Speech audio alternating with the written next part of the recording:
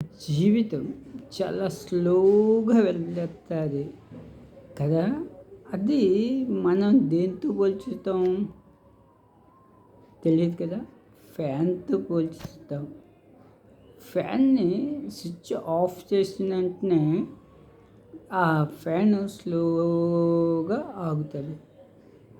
అలాగే మన జీవితం కూడా ముందుకు వెదగాలి అంటే చాలా స్లోగా ఎదుగుతుంది తప్ప వెంటనే ఎదిగిపోదు.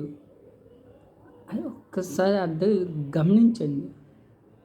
అది ఎక్కడ ఎలాగా మన స్టార్టింగ్ అనేది మనం నేర్చుకుంటే అది తప్పకుండా విజయం అలాగ స్లోగా వెళ్తూ ఉంటుంది. ఒక్కసారిగా ఫ్యాను ఆగదు కదా! జీవితం కూడా అంతే.